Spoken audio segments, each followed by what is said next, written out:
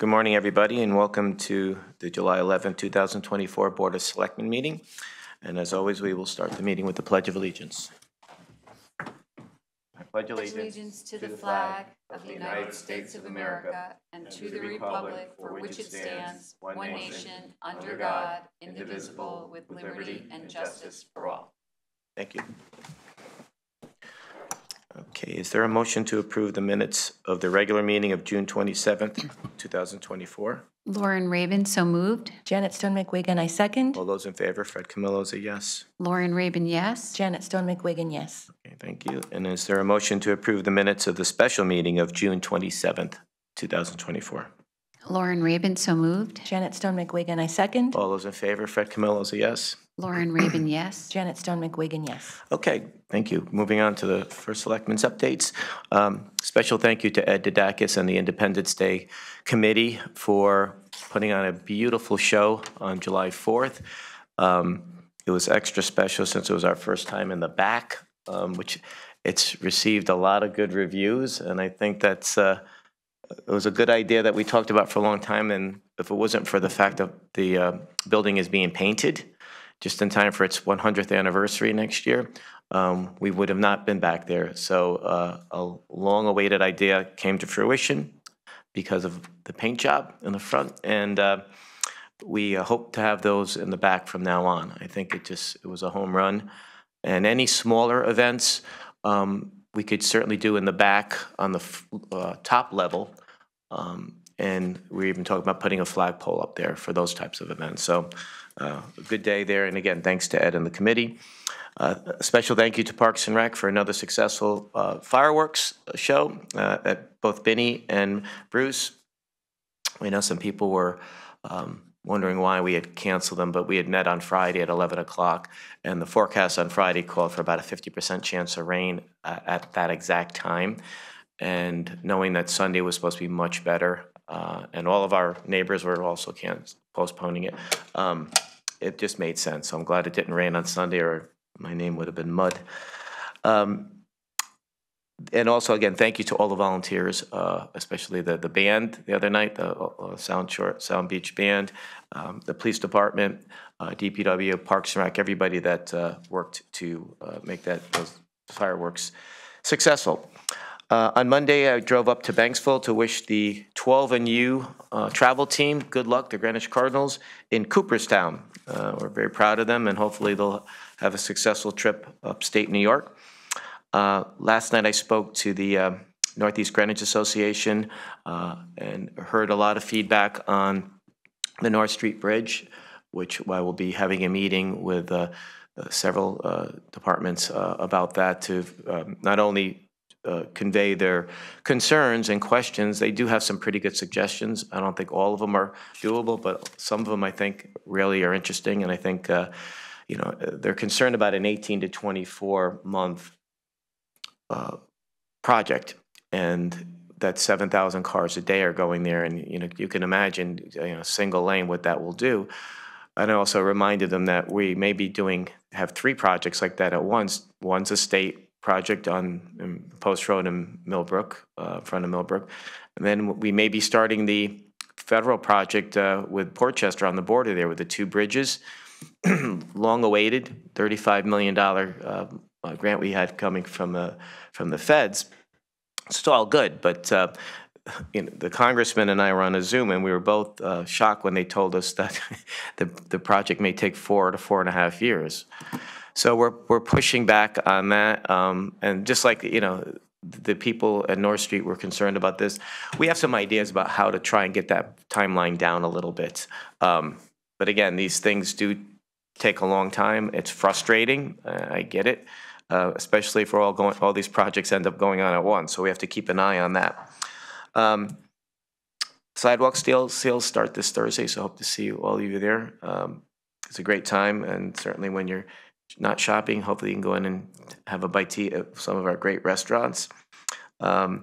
Bastille Day, 9 o'clock on Friday, I believe that is. We're going to be July 14th is Bastille Day, but I think they're going to do it on Friday at 9 o'clock.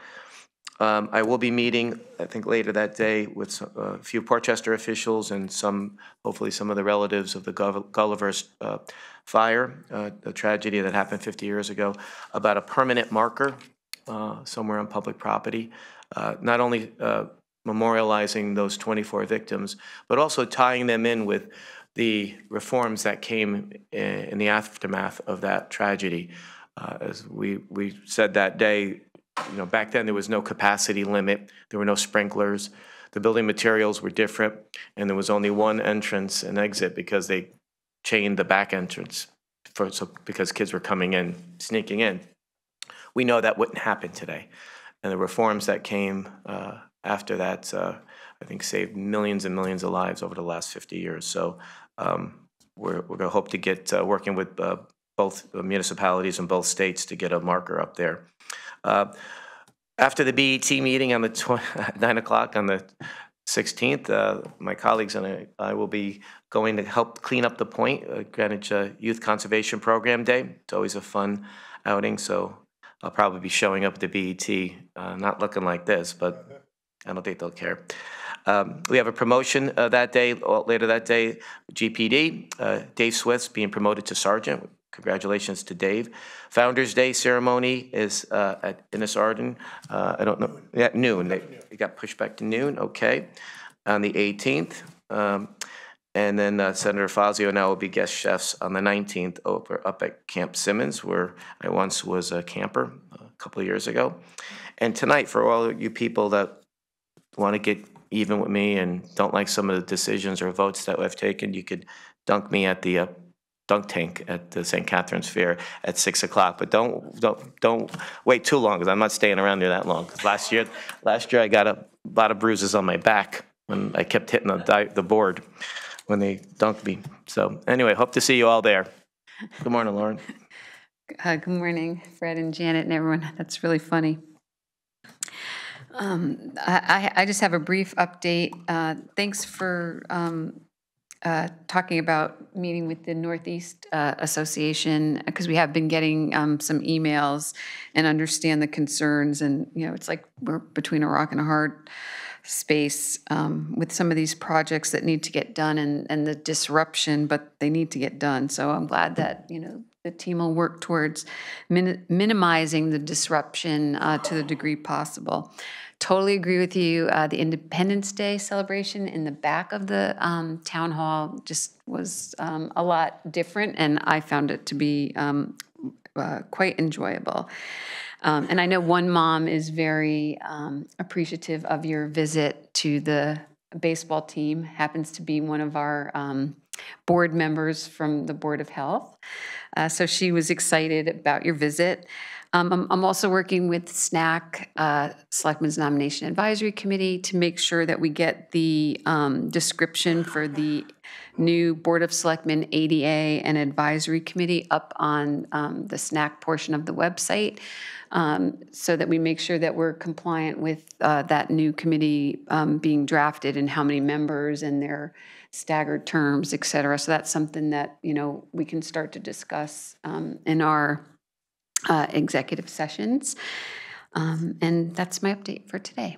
And thank you again for keeping track of all these appointments to the boards, committees, and commissions. I know I could not do that at all, and you do it in a great fashion and always keep us abreast of everything. And it's constantly changing, which I guess is good, but we also have a lot of people interested in serving, so that's another positive.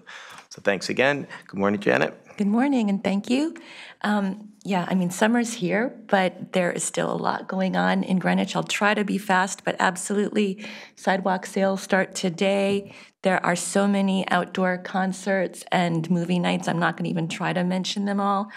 I am looking forward to being a teen for the morning Tuesday for the Greenwich Youth Conservation Program. On the 17th, the Food Shed Forum and Perrott Library are hosting the Arc of Taste, a program that connects seeds, food, and the way taste connects land and culture. Yes, on the 18th, that is Greenwich Founders Day. Not only is there a proclamation, but there are tours of the Feek Ferris House, if people are interested. That's just up the road on Shore Road.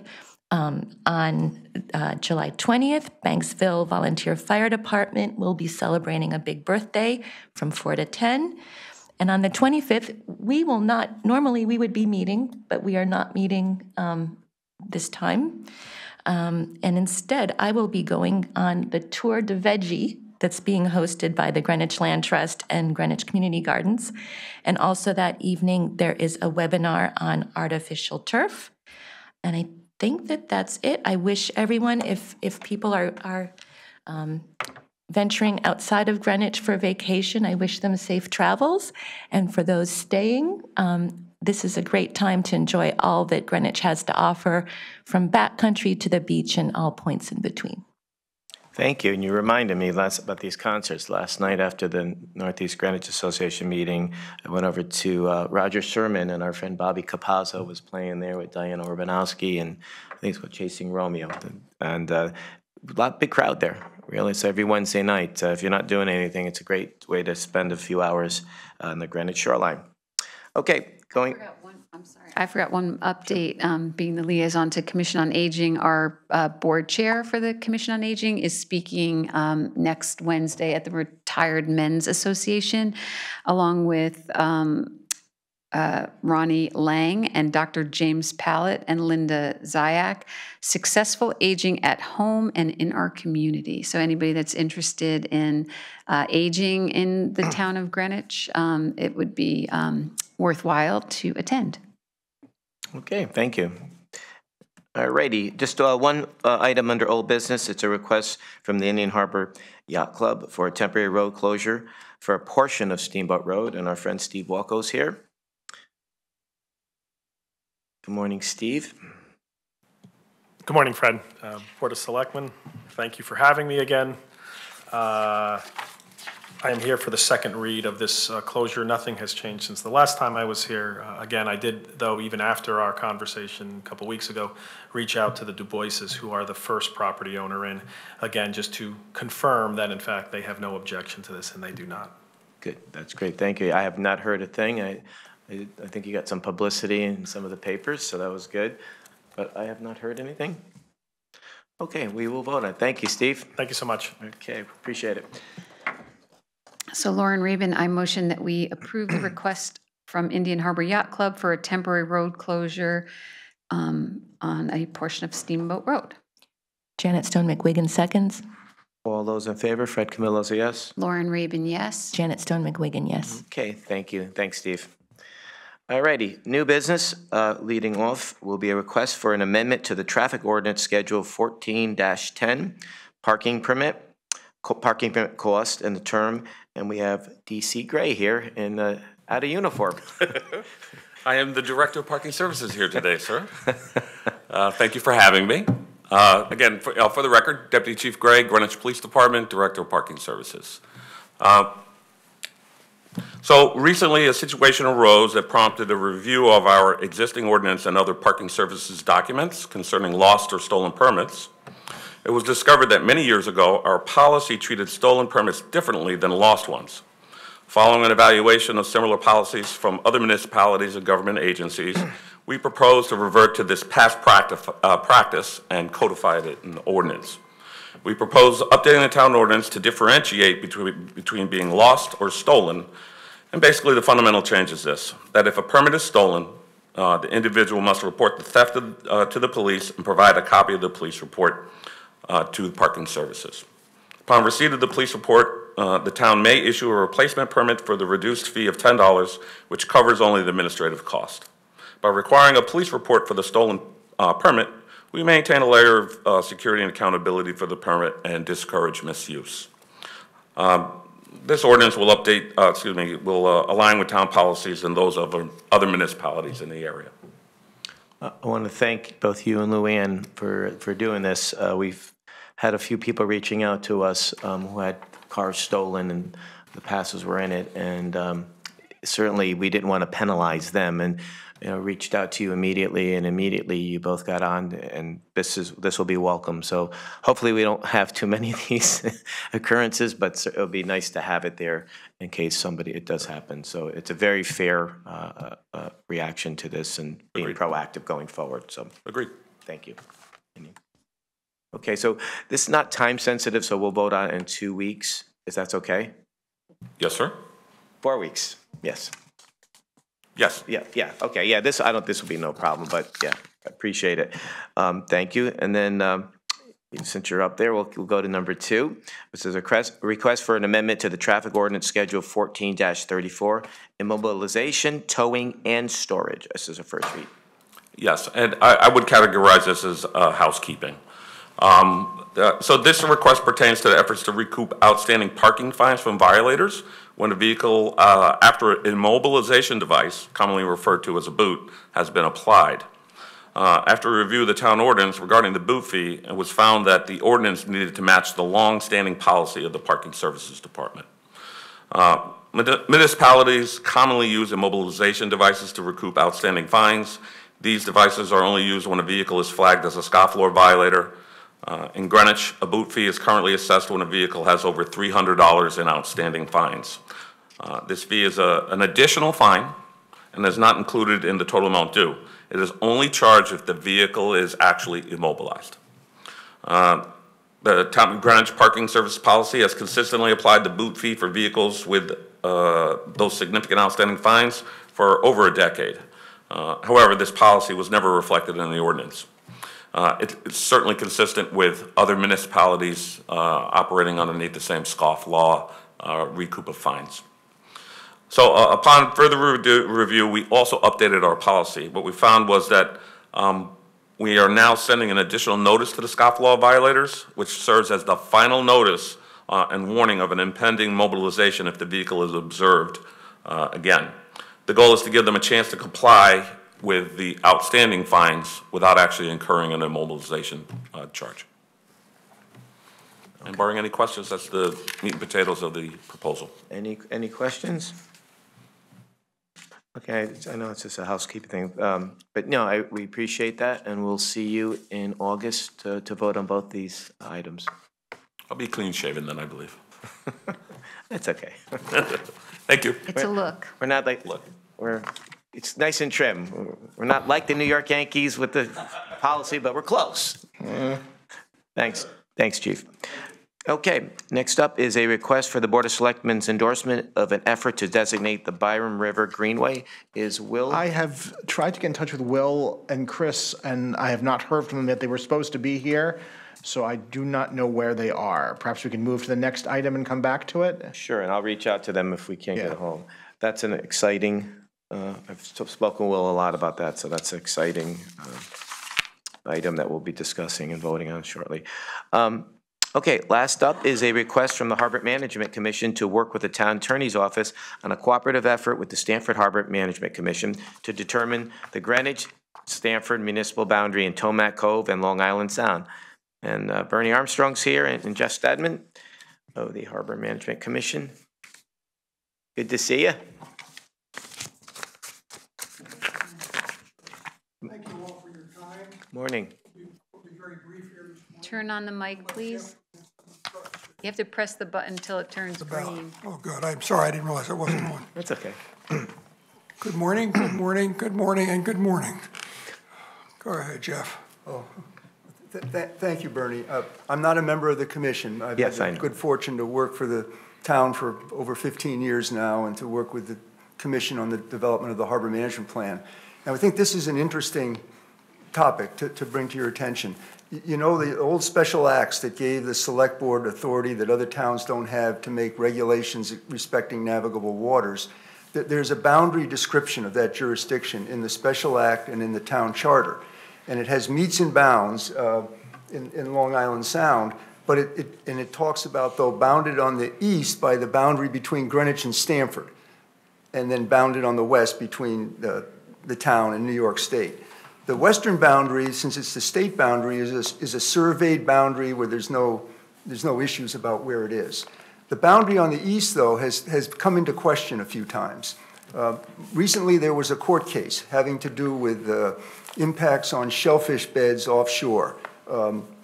And the question arose is, which town are the shellfish beds within and which harbor master has jurisdiction? And in the course of that court case, and nothing was settled on the boundary, but there was one proposal that drew the boundary and in Long Island Sound, the municipal boundaries are north-south lines.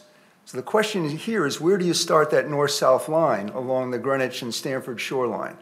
So one of the proposals, and I've shared it with the Harbor Commission in this court case, was the boundary follows the Greenwich shoreline a little bit west of the opening of Tomac Creek before it goes south, which of course puts some of those properties and the waterfront in the jurisdiction of Stamford. There was also an interesting issue. Not too long ago, there was a commercial company that applied for a permit to place a mooring buoy in this area to stage barges that would deliver aggregate to different places. And of course, the question is, within whose jurisdiction is that barge located? They drew the line so that it was located within Stamford's jurisdiction. Greenwich got involved because we identified that the barges would swing into Greenwich's jurisdiction. But the question is, and then I made a trip when we were working on the harbor management plan. And the harbor management plan, well, we've drawn this boundary, and I can share this all with you, which we call the Greenwich Harbors area, which is based on your jurisdictional area in the Special Act. And on the east side, we note that the precise boundary requires more analysis and determination as to where it is. So it's a recommendation in the harbor management plan that you try to work together to figure that out. But in the course of the barge work and when we were doing the harbor management plan, I visited the state library. And based on the research that I was helped with there by the librarians, they said that there is no special act of the Connecticut legislature that ever established the boundary in Long Island Sound between between Greenwich and Stamford. And when we talked with the town attorney's office, Ms. Ahmad said that in order to do that, there would have to be a joint effort with the city of Stamford, and we'd have to figure out what exactly is the proper way to do it. So that's thank you, Bernie, for letting me go on like this. That's our request, not to make any decisions as to where it is now, but to just maybe to agree that we could start the process for the town attorney's office to reach out and see where this leads. But that's our request. Absolutely, and we have a great relationship with the city of Stamford. We work with them on several projects, so know that we're here as a resource also to help you. The mayor is terrific, and her team is easy to work with. So, including some former Greenwich employees and some Greenwich residents there. So in their office. So, yeah, I don't see any reason why we should not. Mm-mm. I just want to say thank you for bringing this to our attention. Absolutely, this is the time to do it when there's no urgent question that we need to address, that we can calmly look at this and then we're ready, because there will be issues that come up in the future for certain. Before it's heated, yes. It's a good time to do it. Good point. Fingers crossed that nothing comes up. In the meantime, yeah. But it's also sort of it's an interesting thing to do because we're not aware that this is where this has been done before. So we're developing sort of the legal precedent setting. Yeah. But yeah. Thank you so much for letting me go on. Thank you all very much for your time. Good luck with this one. Thank you. Thank you. So do we need to take a formal vote or? I think we do need to take a vote that says that we have approved the Harbor Commission to then authorize the town attorney to pursue this. Do you want to make the motion? I think it's one of those things, better be safe than sorry. I don't know. It's just a request to work with the town attorney, but we can make it official. Yeah, let's make it official. So Janet Stone McWiggin, I move that the Board of Selectmen authorizes the Harbor Management Commission,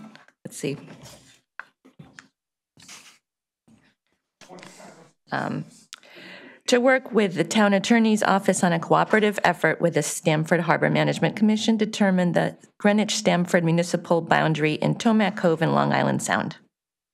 Lauren Rabin, I second. All those in favor, Fred Camillo's a yes. Lauren Rabin, yes. Janet Stone McWigan, yes.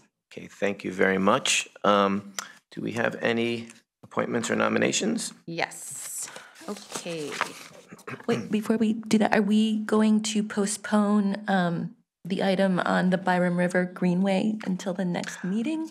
What we'll do is, as soon as we finish this, when Ken comes back in here, we'll see if that was a phone call, and then we'll Okay. buy some time, Okay. and then we'll postpone it. Okay, Lauren Rabin, I move that we nominate Nirmal Patel as a regular member, R3, to the Board of Nathaniel Witherall for a term expiring June 30th, 2027. Janet Stone McWigan, I second. All those in favor, Fred Camillo's a yes. Lauren Rabin, yes. Janet Stone McWigan, yes. Lauren Rabin, I move that we nominate Richard Lowe as a regular member, R3, to the Board of Parks and Recreation for a term expiring June 30th, 2027. Janet Stone McWigan, I second. All those in favor, Fred Camillo's a yes. Lauren Rabin, yes. Janet Stone McWigan, yes. Lauren Rabin, I move that we appoint Cindy Anderson as a returning regular member of the Selectmen's Nomination Advisory Committee for a term expiring June 30th, 2027. Janet Stone McWigan, I second. All those in favor, Fred Camillo's a yes. Lauren Rabin, yes. Janet Stone McWigan, yes. Lauren Rabin, I motion that we appoint Julie Fariniars as a new regular member of the Selectmen's Nomination Advisory Committee for a term expiring June 30th, 2027. Janet Stone McWigan, I second. All those in favor, Fred Camillo's a yes. Lauren Rabin, yes. Janet Stone McWigan, yes. Lauren Rabin, I motion that we nominate Karen Royce as a returning regular member of the Selectmen's Nomination Advisory Committee for a term expiring June 30th, 2027. Janet Stone McWigan, I second. All those in favor, Fred Camillo's a yes. Lauren Rabin, yes. Janet Stone McWigan, yes. And finally, Lauren Rabin, I motion that we appoint Kathy Smith as a returning regular member to the Selectmen's Nomination Advisory Committee for a term expiring June 30th, 2027. Janet Stone McWigan, I second. All those in favor, Fred Camillo's a yes. Lauren Rabin, yes. Janet Stone McWigan, yes. Okay, thank you, Lauren. Any update on the item for the Byron River Greenway? I have not heard from anyone up there. So we'll just take this up again. Yeah, we and can take it up in August. We'll take it up in August. I will reach out to him. Yeah, I was expecting them. I'm a little surprised. Yeah, and also we were going to do a walk, so I'll invite my colleagues to do a hike there. It's not too far from where Lauren lives. So, all right, so we could just put that back on. We don't. Yeah, we can. Okay. Mr. Alexander, that's what you wish to comment on today? Well, I mean, you had signed up, so. Yeah. Yeah, I'm excited. Good morning, Peter. Good morning, Peter Alexander, landscape architect and author of the Byram River Park System that is now 15 years old, and it fits perfectly with this. I got really excited that the NGOs along the river, and I brought some eye candy for them, but I'll give it to you guys. So when You can come back in August with it. Yeah. We'll have another crack at it. Well, it's August, it's 15 years, so you never know. But I would like to comment about the border. According to King George III, our border was the Pacific Ocean, so should we get into that argument too? They didn't even know where it was then, but thank you. Thank you, Peter. Okay, seeing no other business, is there a motion to adjourn? Lauren Rabin, so moved. Janet Stone McWigan, I second. All those in favor, Fred Camillo's a yes. Lauren Rabin, yes. Janet Stone McWigan, yes. Thanks, everybody. Thanks, Barbara. Thanks, Ken. Thanks, Jenny. And we'll have a great week. I'll see you all at the sidewalk sales.